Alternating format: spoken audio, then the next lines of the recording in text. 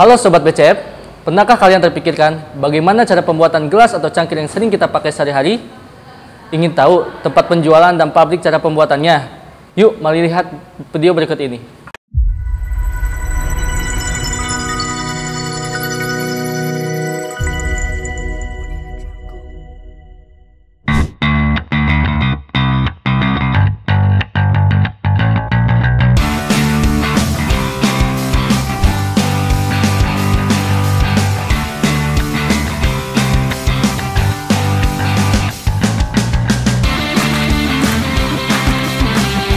Oke, kita sudah berada di CV Bareta Cemerlang.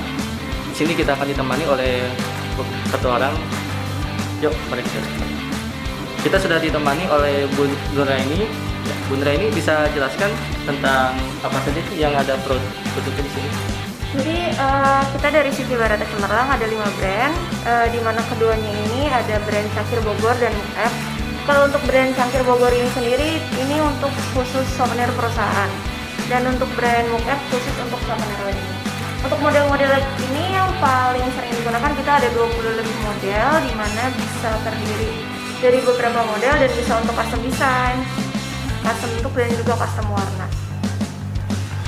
Kalau di sini, di rak yang sebelah sini, ini biasanya khusus untuk displaynya souvenir perusahaan. Jadi kalau souvenir perusahaan itu nanti bisa pakai desain logo souvenirnya ataupun nanti desain logo perusahaannya atau desain dari kita sendiri. Jadi desainnya itu bisa dari logo perusahaan tersebut ya? Boleh. Karena kan memang kalau untuk perusahaan biasanya yang mau ditampilkan adalah dari logo perusahaan itu sendiri. Iya. Beda lagi kalau souvenir wedding itu kan lebih umum untuk desainnya dan lebih ke wedding, jadi itu bebas biasanya. Di sini ada brandnya apa aja sih? Kalau brand kita ada 5, yang tadi udah 2 aku sebutkan, Cangkir Bogor dan Mukef. Kemudian ada juga brand Bogor. Yeah. Bogor itu biasanya untuk coffee shop, restoran. Kemudian ada juga brand Bimak. Kalau Bimak itu untuk polos kopi. Jadi biasanya target kita adalah pasar-pasar yang buka usaha di Sukabumi. Gitu. Dan yang kelima ada brand No Limit. Kalau brand No Limit ini sendiri untuk retail. Jadi kita jual satuan kayak juga. Karena biasanya souvenir yang kita jual itu dalam untuk quantity ada minimumnya gitu. Kalau untuk No Limit bisa untuk di satuan. Untuk penjualan biasanya melalui apa? Kalau penjualan kita saat ini lebih seringnya online, lewat marketplace, sosial media, by WA juga. Kemudian kalau mau datang langsung untuk lihat workshop seperti ini juga bisa. Jadi tapi sejauh ini kita online. Mungkin Sobat BCF ini penasaran ya cara membuat cangkir ini. Ada tempat memproduksinya tidak? Ada, kita kebetulan produksinya langsung sendiri. Kita ada pabriknya di Sentul. Langsung. Oke. Iya. Mungkin nanti kita ke tempat lokasi saja ya. Boleh langsung ke tempat lokasi. Oke. Yuk, kita ke tempat lokasi.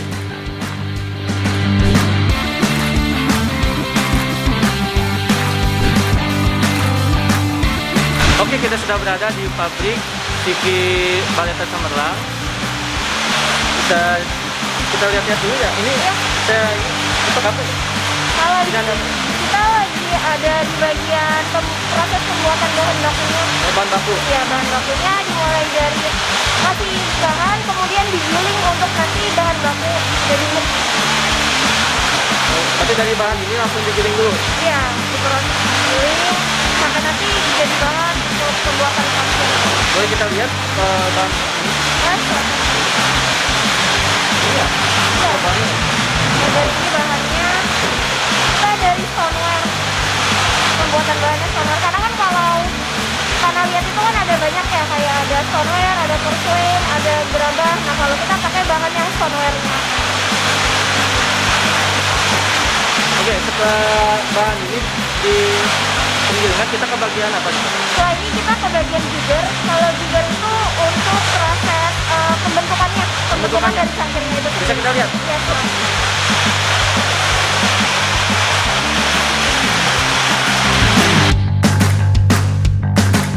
Kita ke bagian mana? jadi untuk proses pembuatannya kita ada 2 jenis, ada casing sama jigger. Kalau jigger itu dia penempelan handle-nya jadi kepisah. Jadi ada yang muk yang sudah bersama dengan handle, ada muk yang belum ditempel handle. Nah kalau jigger ini kita prosesnya nanti ada muk, tapi belum ada handle, jadi sekalian dipasang sama handle-nya. Itu namanya proses jigger. Untuk proses kedua kita ada yang namanya casting. Jadi dikasih itu dia udah berbentuk muknya sudah dengan pegangannya atau bekalnya. Oh, setelah pembentukan seperti ini ada proses Nah, pembentukan nanti kita masuk ke proses pembakaran.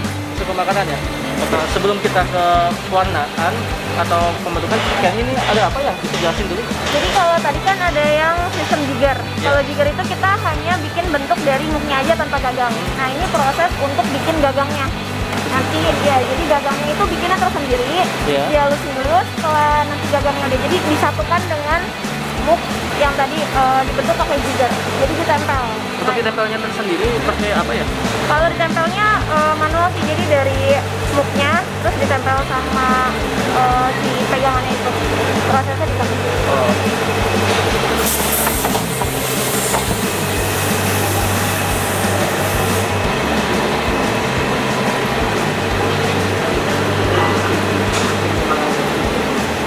Oke, mungkin kita ke bagian selanjutnya kali ya, Teh? Ya, selanjutnya kita ke pewarnaan. Pewarnaan. Iya. Oke, baik. Terima kasih. Oke, ini lagi berada di bagian pewarnaan ya? Iya, jadi tadi setelah muknya sudah jadi, ada yang udah berbentuk, ada juga yang disambung dengan handle, kita lanjut ke bagian pewarnaan. Jadi memang sistem muknya itu kita celupin ke dalam pewarnanya itu. Cuma karena ini bahannya pakai termasuk bahan alami, jadi kalaupun kena tangan jadi nggak termasuk apa-apa. Jadi aman gitu ya? Aman untuk ya, Untuk pewarnaan tersendiri ada berapa warna di sini? warna itu kita banyak yang udah kita produksi banyak. Cuma kalau misalkan biasa beberapa perusahaan pengen warnanya itu sesuai sama logo. Sesuai sama logo? Iya, sesuai sama logo perusahaan itu sendiri. Jadi kita bisa untuk custom warna juga. Oke, kita setelah pewarnaan, ini ada bagian apa lagi? Setelah tadi pewarnaan, muknya akan segera dibakar, jadi masuk ke dalam oven. Nah, ini lagi mau disusun dulu, dimasukin ke dalam lori. Nanti setelah masuk ke dalam lori, nanti bakal masuk ke oven yang ini. Gitu. Mungkin kalau untuk lebih lengkap soal pembakaran bisa dibantu sama Pak. Oh, boleh cerita? Ya. Nah. Boleh bertanya Pak, ini berapa lama ya? Kalau untuk pembakarannya 16 jam, 16 jam. ya waktu pendinginan 5 sampai 6 jam. Ya. Kapasitas lori 3.900 untuk lori yang besar 1, kalau yang besar 2 2.600, kalau yang kecil tengah itu 1.600. Untuk pembakaran tersendiri berapa derajat ya? Suhunya 1.250. Suhunya 250. Ya. Oh. Setelah ini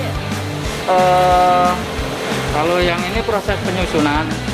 Proses penyusunan sampai selesai sekitar ya 7 jam kerja, karena tergantung besar kecilnya kapal lorinya atau kapasitas lorinya, bebannya. Nah, ini selesai, ini langsung kita dorong ke dalam. Kalau yang dalam kita keluarkan untuk pergantian lorinya.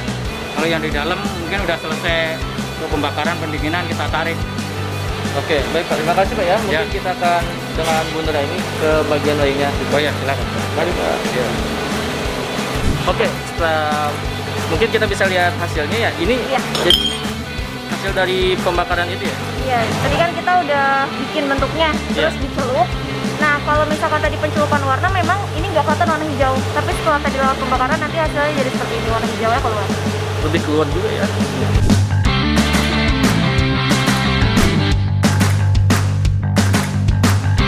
Berarti tinggal Karena ini udah dalam bentukan polos, jadi tinggal kita kalau mau didesain nanti ada proses cetaknya, proses tempel, proses proses bakaran. cetaknya gimana? Ya, Ya, kita kan habis dari pewarnaan dan pengovenan, kita kan ke bagian pencetak label ya. iya, bagian cetak dan tempel. Oke. Saya mulai tertarik, ini bagian apa ya? Kalau ini kita lokasi finishing. Lokasi finishing, jadi setelah tadi pembuatan muknya, itu kita merapikan bagian-bagian yang dirasa kurang rapi untuk muk tersebut. Kayak contohnya ini.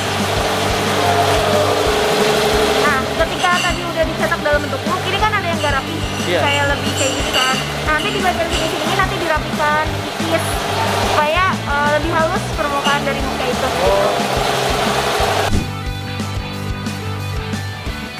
Sekarang kita berada di mana nih? Jadi ini proses untuk cetak decal. Jadi sebelum ditempel ke Iya. muk itu nanti dicetak dulu desainnya decalnya.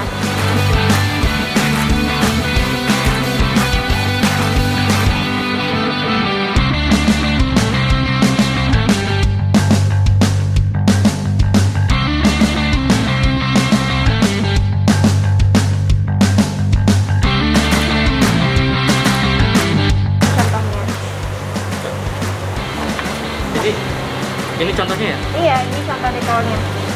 Untuk pengerjaan manual ini dengan PO order sekitar 50 piece ke bawah. Kalau 500 piece. 200 piece. Iya, untuk 1000 ke atas pakai mesin. Pakai mesin ya? Iya, pakai mesin. Untuk di bagian ini bagian apa nih? Jadi setelah tadi muknya kita kan tadi cetak ya. Iya. Nah, dari sudah dicetak itu ditempel ke dalam.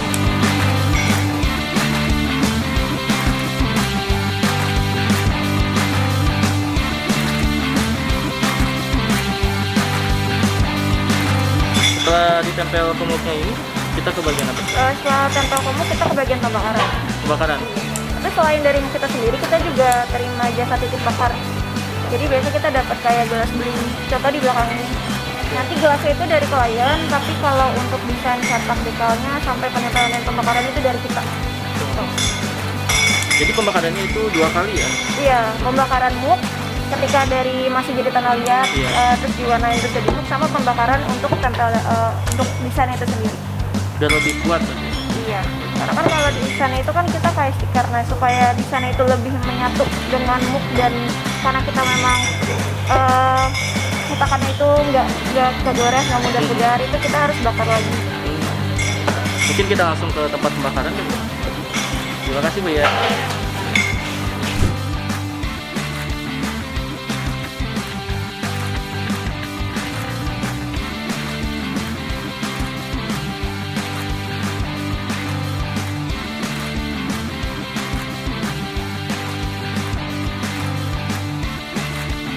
Oke, kita udah berada di lokasi pembakaran berarti ya, Kak? Iya.